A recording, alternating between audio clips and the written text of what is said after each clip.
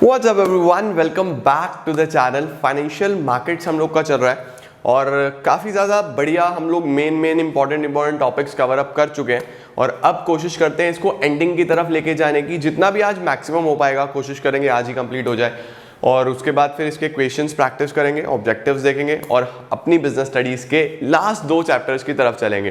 तो बिल्कुल एंडिंग की तरफ जा रहा है बिजनेस स्टडीज। सब ने बहुत अच्छे से प्रिपेयर करके चलना है, कोई चैप्टर भी छोड़ना मत, सभी चैप्टर्स अच्छे से करो। प्लेलिस्ट ऑब्जेक्टिव्स की भी प्रॉपर्ली बन गई है और चैप्टर्स की भी ऑलरेडी बनी है। अब तुम लोगों के हाफ ईयरलीज भी अप्रोच कर रहे हैं तो अच्छे से प्रिपेयर करना, चैप्टर्स मिस आउट मत करना। चलो आज का वीडियो शुरू करते हैं।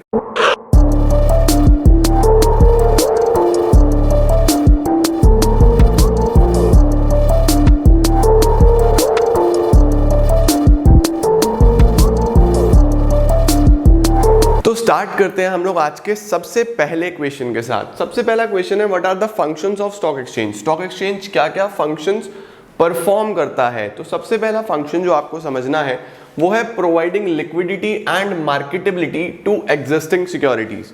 3 शब्दों का आपको खासतौर पे ध्यान रखना है यहाँ पे, लिक्विडिटी, मार्केटेबिलिटी और एग्जिस्टिंग सिक्योरिटीज। देखो स्टॉक एक्सचेंज आपको पता ही है सेकेंडरी मार्केट है। सेकेंडरी मार्केट का मतलब क्या है कि यहाँ पे ऑलरेडी जो सिक्योरिटीज एग्जिस्ट कर रही हैं उनमें ट्रेडिंग करी जाती है, डीलिंग करी जाती है। अब 2 तरीका के लोग होते हैं। एक लोग कौन होते हैं?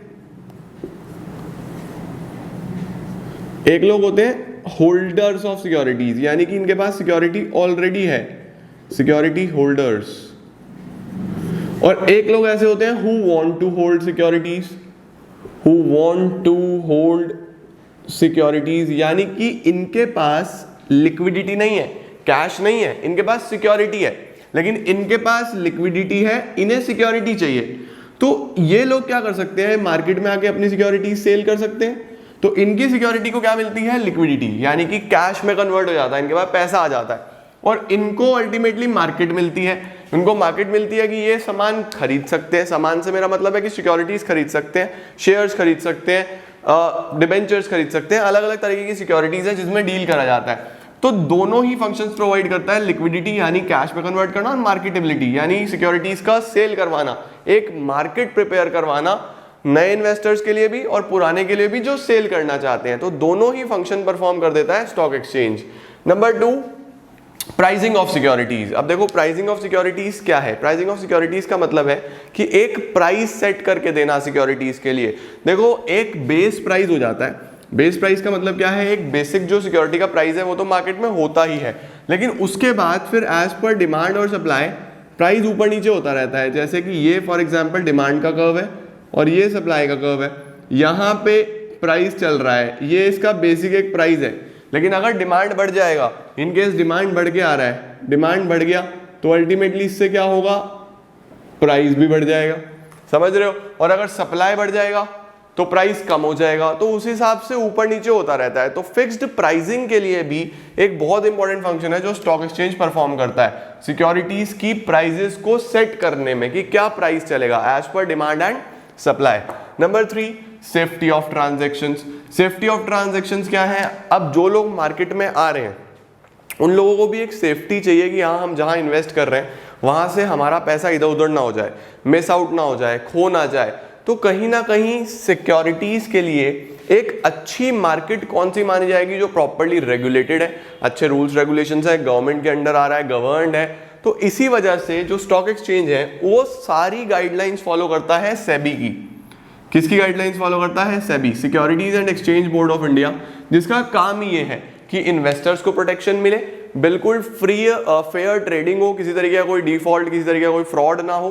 तो इंश्योर करता है कि लोगों की जो ट्रांजैक्शंस है वो सेफली हो रही है और अच्छे से हो रही है। ये भी एक तीसरा फंक्शन आता है।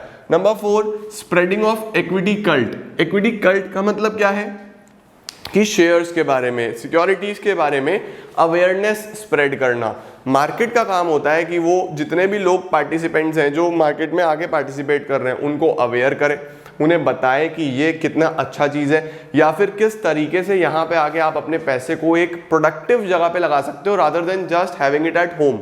आपके घर पे पैसा पड़ा हुआ है तो वो पड़ा ही है बस, अगर आप उसको कहीं इन्वेस्ट करोगे तो आपको कुछ ना कुछ ROI ला के देगा, रिटर्न ला के देगा। तो ये अवेयरनेस लोगों तक पहुंचाना, एजुकेशन स्प्रेड करना, ये भी एक फंक्शन होता है स्टॉक एक्सचेंज का। नेक्स्ट आता है कंट्रीब्यूशन टू इकोनॉमिक ग्रोथ।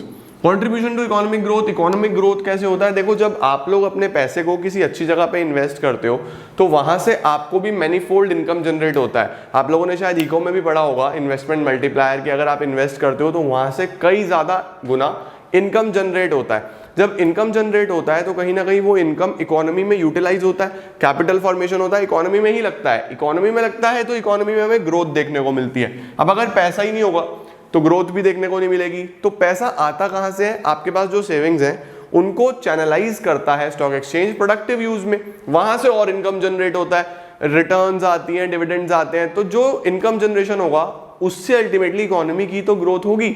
ये इसीलिए कंट्रीब्यूट करता है इकोनॉमिक ग्रोथ में भी। इसके बाद providing scope for speculation. Speculation समझते हो? पैसा कमाना, मतलब एक तरीके से कई लोग तो इसको बोलते हैं कि ये अल्टीमेटली सट्टा है या कुछ इस तरीके की चीजें हैं। देखो, स्पेक्यूलेशन यहाँ पे हेल्दी होता है और विद इन लॉज होता है कि मैंने फॉर एग्जांपल कोई सिक्योरिटी खरीदी, उसकी डिमांड अगर बहुत ज्यादा है तो उसका प्राइस बढ़ने लगेगा। मैंने कुछ नहीं करा, मैंने कोई मेहनत नहीं करी, सिर्फ डिमांड की वजह से उसका प्राइस बढ़ेगा। मैं जब चाहूँ उसको सेल कर सकता हूँ, मैंने बीच का प्रॉफिट कमा लिया। इसी को स्पेक्यूलेशन बोलते हैं। पैसा ऊपर भी जा सकता है, पैसा नीचे भी जा सकता है। अगर उस बेसिक सिक्योरिटी का डिमांड एकदम खत्म हो जाए, लोग मांगे ही ना उसको, उस सिनेरियो में वहां पे प्राइस उसका गिर जाएगा। प्राइस गिरेगा तो मेरे पास फिर कुछ नहीं बचा, मेरा नुकसान हो गया उस सिनेरियो में। तो यहाँ पे एक हेल्दी स्पेकुलेशन चलता रहता है due to demand and supply the market forces. तो ये आपको एक स्कोप देता है स्पेकुलेशन का भी। अगर आप चाहो तो आप डीलिंग कर सकते हो, कुछ पैसा हो सकता है आपका बन जाए, लेकिन ये एक हेल्दी स्पेकुलेशन है, नॉलेजेबल स्पेकुलेशन है। एक नॉलेज चाहिए होती है स्टॉक एक्सचेंज में, मार्केट में, कि आप बहुत सारी रेशियोज आती हैं, बहुत सारे फॉर्मूलाज आते हैं जिनकी मदद से आप ट्रेंड देख सकते हो, एनालाइज कर सकते हो कि क्या शेयर का प्राइस ऊपर जाएगा नीचे आएगा, पता चल जाता है। जो लोग इन्वेस्टर्स हैं, समझदार हैं। ये बेसिक 6 फंक्शंस हैं जो स्टॉक एक्सचेंज परफॉर्म करता है। क्लियर हुआ? आगे बढ़ते हैं अब हम लोग दूसरे टॉपिक की तरफ। अब डिस्कस करते हैं एक बहुत इंपॉर्टेंट क्वेश्चन, और पूरा प्रोसेस है जो आपको समझना है। क्या प्रोसेस है? The trading procedure on a stock exchange. यानी कि अगर आपको स्टॉक एक्सचेंज में ट्रेड करना है या आपको शेयर्स की सेटलमेंट करनी है, खरीदना है, बेचना है, तो किस हिसाब से आप लोग ट्रेडिंग करते हो, क्या प्रोसेस है। अब एक बात ध्यान रखना, एक्चुअल लाइफ में ये प्रोसेस बहुत फास्ट एग्जीक्यूट करा जाता है, बट बुक्स में आपको एक एक पूरा स्टेप दिया गया है जो आपको बताया गया है। ठीक है, तो 8 पॉइंट्स यहाँ पे बनते हैं, बट इन रियल लाइफ ये चीज़ें बहुत जल्दी एग्जीक्यूट हो जाती हैं। इसमें इतना टाइम नहीं लगता है जितना लंबा ये प्रोसेस बताया गया है। क्लियर हुआ? होता यही है, बट वो काफ़ी जल्दी हो जाता है। इसको देख के कई बार ऐसा लगता है कि काफ़ी कन्फ्यूजन्स हैं, ऐसा है नहीं कुछ, काफ़ी सिंप्लीफाइड प्रोसेस होता है। देखो क्या है, सबसे पहले अगर आपको ट्रेडिंग करनी है तो आपको सिलेक्शन करना पड़ेगा एक ब्रोकर का। ब्रोकर कौन है? ब्रोकर वो इंसान है जो आपका सारे के सारे शेयर्स का सेल या परचेज कराने वाला है। ब्रोकर्स रजिस्टर्ड होते हैं सेबी में, सेबी की गाइडलाइंस के अंडर रजिस्टर्ड ब्रोकर्स होते हैं। उनका आप बेसिकली सिलेक्शन करो कि आप हमारे ब्रोकर, और आप हमारा सारा का सारा डीलिंग शेयर में करवा दो। ब्रोकर सिलेक्शन करने के बाद ब्रोकर के पास आपको कुछ अपनी बेसिक डिटेल्स देनी होती हैं, उसके साथ एक एग्रीमेंट में एंटर करना होता है। उस एग्रीमेंट को हम लोग बोलते हैं broker client agreement. Broker client agreement, इसके अंदर ब्रोकर की कमीशन वगैरह यानी ब्रोकरेज वगैरह सब लिखी हुई होती है कि वो आपसे क्या लेगा, कैसे करेगा, क्या सेटलमेंट होगा, वो सब उसके अंदर चीजें लिखी होती हैं। फिर आप ब्रोकर को अपनी कुछ बेसिक डिटेल्स देते हो, जैसे PAN card number, date of birth, educational qualifications, address, Indian resident आप हो या नहीं हो, वो प्रूफ वगैरह देना होता है। इस तरीके की डिटेल्स दे देते हैं। तो ब्रोकर हम लोगों का या इन्वेस्टर का एक अकाउंट ओपन करवाता है, जिस अकाउंट को हम लोग क्या बोलते हैं? Trading account. उस अकाउंट को क्या बोलते हैं? Trading account. तो ब्रोकर के पास आपका एक अकाउंट आ गया जिसको आप क्या बोलोगे? Trading account. ये बेसिक हमारे पास सबसे पहले स्टेप में आपको 3-4 चीजें लिख के आनी है। ब्रोकर का सिलेक्शन करो, ब्रोकर के साथ एग्रीमेंट में एंटर करो, बेसिक डिटेल्स दो और ट्रेडिंग अकाउंट खुलवा लो जिससे आप ट्रेडिंग करने वाले हो। उसके बाद दूसरा स्टेप आता है opening a demat account. Demat basically dematerialized word से आया है। डीमैटेरियलाइज्ड का मतलब होता है ऑनलाइन फॉर्म में होना किसी भी चीज का। पहले जो शेयर्स में डीलिंग होती थी वो सब पेपर पे होती थी, कागज के शेयर्स होते थे, बट वो किसी के चूहों ने खराब कर दिए, किसी के बच्चों ने उस पर रख के पेटीज खा ली, समोसे खा लिए, शेयर्स ही खराब हो गए, कुछ पता नहीं चलता था। लेकिन आजकल ऐसा कुछ नहीं होता। ये अल्टीमेटली बहुत ज़्यादा रिस्क होता था, नुकसान होता था लोगों का। अब सब ऑनलाइन फॉर्म में होता है। तो एक अकाउंट खोला जाता है जिसको हम बोलते हैं डीमैट अकाउंट, जिसके अंदर शेयर्स आते हैं और यहीं से सेल आउट होते हैं। तो ऑनलाइन फॉर्म में शेयर्स रखने के लिए जो अकाउंट खोलते हैं उसको हम क्या बोलते हैं, डीमैट अकाउंट। इसी का दूसरा नाम होता है BO account, beneficial owner account. अच्छा, ये खुलता कहाँ पे है? ये खुलता है डिपॉजिटरी के पास। Depository is just like a bank, जो आपके सारा सेटलमेंट होता है डिपॉजिटरी से ही होता है। ये ब्रोकर्स वगैरह जो हमारा काम कराते हैं इनको हम डीपीज बोलते हैं, डिपॉजिटरी पार्टिसिपेंट्स, जो सारा काम करवाएंगे। तो शेयर्स इस अकाउंट में आपके पास आएंगे। ये आपने डीमैट अकाउंट खुलवा लिया। डीमैट अकाउंट खुलने के बाद अब आप अपने ब्रोकर को प्रॉपर गाइडलाइंस देते हो कि मुझे ये शेयर्स चाहिए, इतने रुपीज में चाहिए, क्योंकि पैसा ऊपर नीचे होता रहता है। तो आप अपना डेफिनेट प्राइस बता दो कि मैं इतना इन्वेस्ट करना चाहता हूं। तो यहां पे हम क्या करते हैं, ऑर्डर प्लेस करते हैं। किसको? ब्रोकर को। ब्रोकर आपकी सारी डिटेल्स रख लेता है और आपको एक ऑर्डर कंफर्मेशन स्लिप देता है। याद रखना, आपको क्या प्रोवाइड करेगा? Order confirmation slip. अब ऑर्डर कंफर्मेशन स्लिप आपके पास आ गई, आपने ऑर्डर प्लेस हो गया आपका। अब वो मैच करता है आपके ऑर्डर को, ऑनलाइन जाके चेक करता है कि इस टाइम क्या करंट प्राइस चल रहा है, और वेट करता है वो सबसे फेवरेबल प्राइस आने की। वेट करता है कि कब एक फेवरेबल प्राइस आए, एक अच्छा प्राइस आए, जिसके थ्रू वो आपके साथ आपके अकाउंट को, ऑर्डर को एग्जीक्यूट कर पाए। तो वो वेट करेगा, देखेगा बेस्ट प्राइस कब आ रहा है। जैसे ही उसको बेस्ट प्राइस दिखेगा वो आपके ऑर्डर को ऑनलाइन एग्जीक्यूशन हो जाएगा। ऑनलाइन ही हो जाता है ऑटोमेटिकली। आपका ऑर्डर जब प्लेस हो जाता है, मैचिंग हो जाती है, फिर वो एग्जीक्यूट हो जाता है ऑनलाइन ही। अब जैसे ही आपका ऑर्डर एग्जीक्यूट होगा कि हाँ आपके शेयर्स वहां पे उस प्राइस पे मिल रहे हैं जो आपको चाहिए थे, ऑर्डर एग्जीक्यूट होगा, यहां पे आपको मिलेगा एक ट्रेड कंफर्मेशन स्लिप। यहां पे आपको क्या मिलता है? एक ट्रेड कंफर्मेशन स्लिप है ये। ट्रेड कंफर्मेशन स्लिप नाम में ही पता चल रहा है कि आपका ट्रेड कंफर्म्ड है। ट्रेड कंफर्म्ड होने का मतलब क्या होता है कि हाँ आपका सारा का सारा काम हो चुका है।